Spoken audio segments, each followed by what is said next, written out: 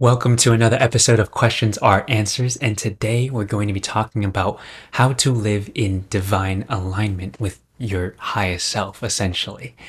And what this state of divine alignment is, it's really hard to explain, but the best way that I could put it is it's when we're in this state of total flow, where we're loving what we do, and we're in the present moment, feeling absolutely fulfilled and at complete peace.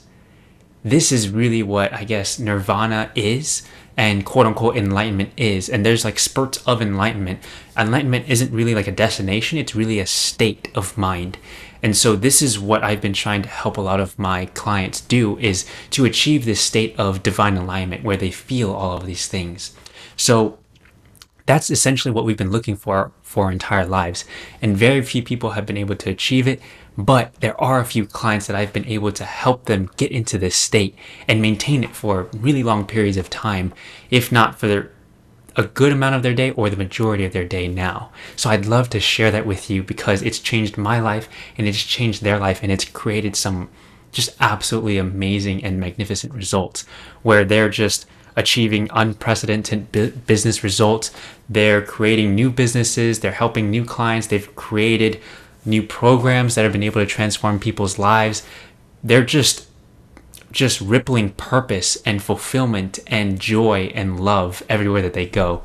So if I can share this with one person and it's changed their life, that would make this whole entire episode worth it. So let's dive into what this divine alignment is and what are the parts of it so that we can recreate this thing for you too. So the way that I see divine alignment is that it's comprised up of three different parts.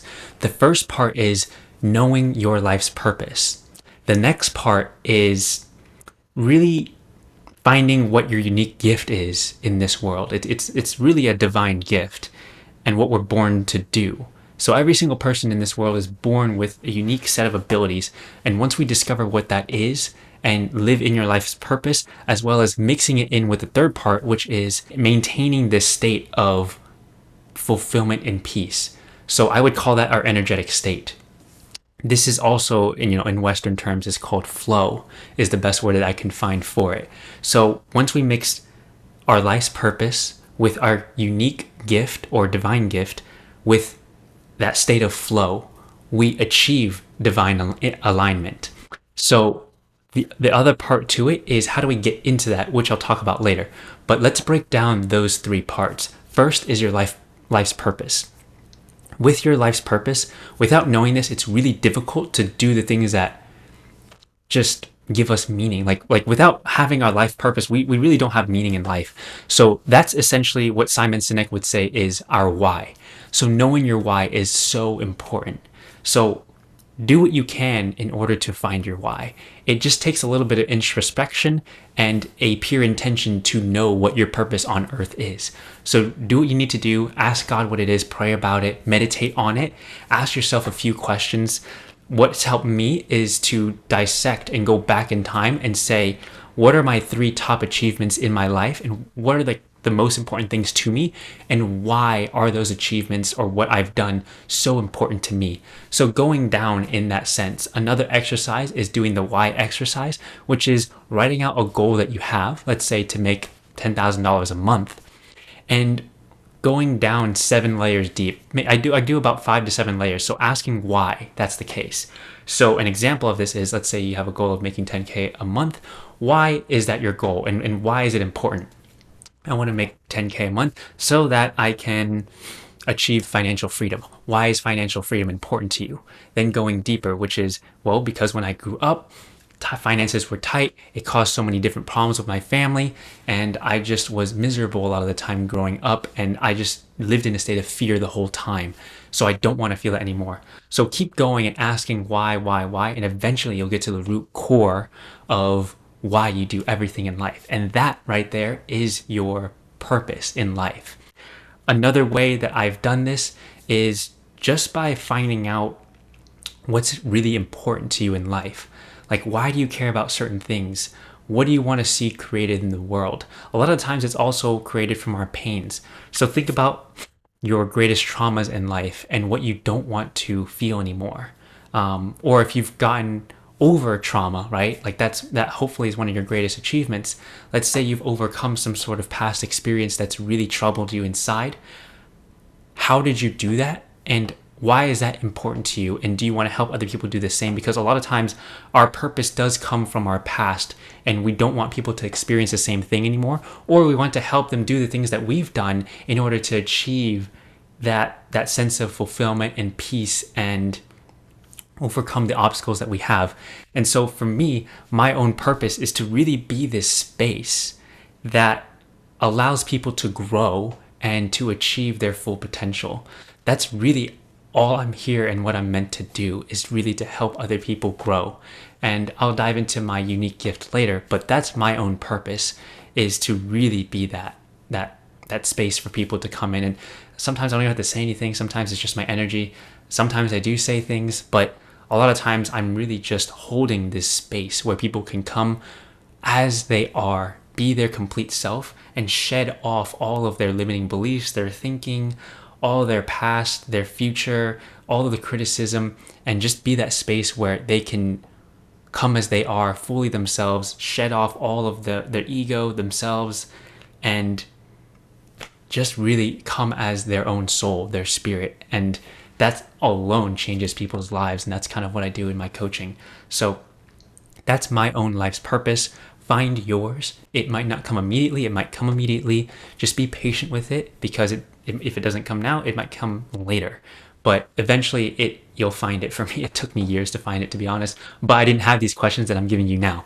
So do that, and then we'll move on to the next part, which is finding your unique gift. So it's not enough to just know your life's purpose. And I found this out the hard way, because I found my purpose, but I was like, now what?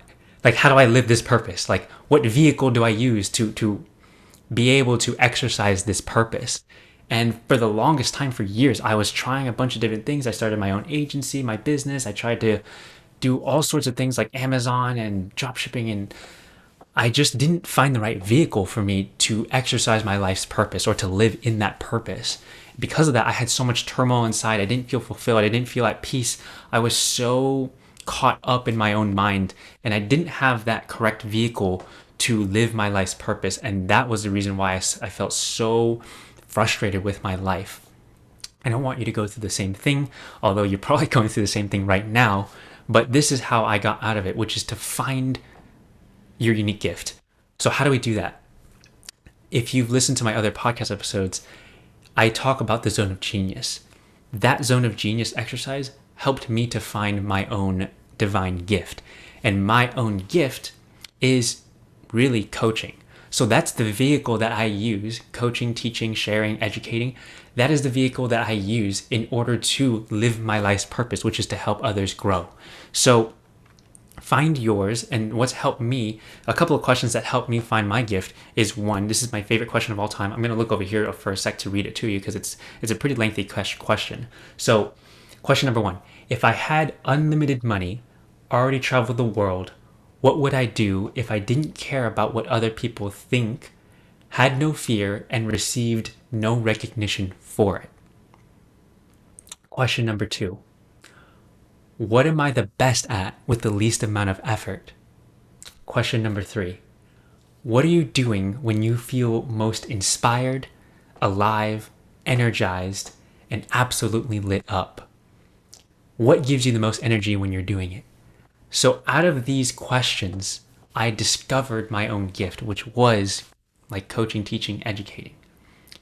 Usually it's some sort of skill or ability. It could be marketing, it could be writing, it could be art, it could be music, it could be poetry, it could be some specific sport, it could be absolutely like astronomy, spirituality, literally anything, right? Usually it's a skill of some sort, because it's supposed to be a vehicle. It's supposed to be an action that you do.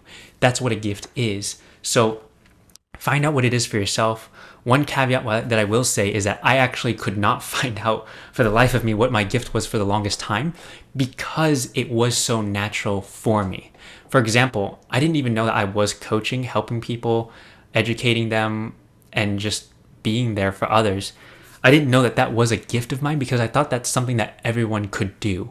For example, I've been technically coaching people since I was like 8 years old, or like therapizing them, helping them broaden their perspective, helping them grow since I was that young. I've always listened, I've always been there for people, but I just thought that everyone had that ability to listen, empathize, understand, and go deeper with others, but that's not the case. And so you'll know that it's your unique gift or ability if you actually don't recognize it at first because it's so natural. And since it's so natural, it's invisible to our own eyes. So it was right under my nose the whole time. So that's something that I would say that helped me find my gift was like, oh shoot, I didn't even know that was a gift. That's how you know it's really a gift because you didn't even know that it was an ability of yours because it's so natural. So that's what I would say to that. The last thing I would say is the third part about this divine alignment is your energetic state. So the state of flow. It's not enough to know your life's purpose, to know and live and exercise your divine gift, but not be in a good state.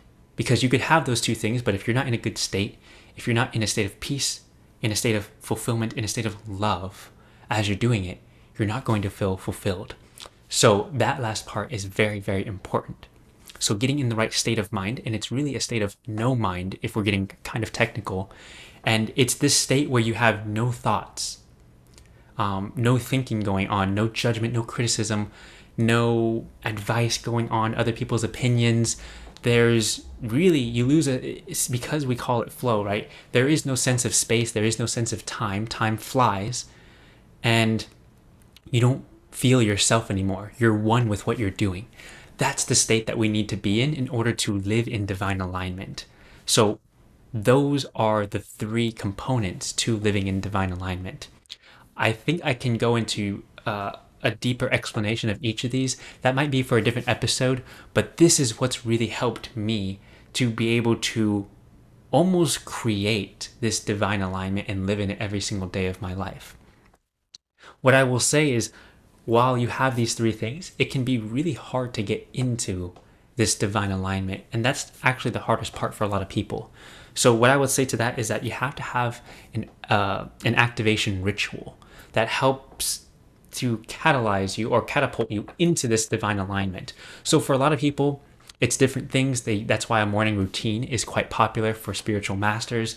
They'll go out, they'll pray, they'll meditate, they'll do some sort of yoga. That's what people do in order to get into that state, right? That state of flow, that state of no mind. And then they're able to go in, remember their life's purpose, and then exercise their unique gift. For me, I wake up, I pray, and then transition into a meditation where I get downloads from God. And then that's when I will do some sort of physical thing. So whether that's exercise of some sort, or I'll do a sort of energetic type of exercise or movement or practice. For example, I do Qigong in the mornings, and that really helps to get my energy moving and flowing so that I am in that state. So after that, then I start my day and start remembering my life's purpose as well as exercising my divine gift. So those are the components of this. I hope this helps you quite a bit. Definitely give this episode another listen because it really is deep. But if you have all of these components with knowing your life's purpose, knowing your divine gift, and knowing how to get in that state of flow where you have no mind going on, and then having an activation ritual which catapults you into this divine alignment, you have the secret formula, the recipe, I would say, almost like a scientific process in order for you to find that sense of fulfillment, to evoke that sense of peace and really love what you do and live in just pure joy, bliss, and unconditional love every single day. I hope this helps you guys. Let me know if you have any questions, and if you'd like me to go deeper into each of these topics, I'll most likely make an episode for each of these different components and to break it down so that it's a little bit more digestible for you guys and giving you as many steps as I can to help you achieve it. So that's it for you guys. Thank you so much for listening. I love you all, and I'll talk to you guys soon.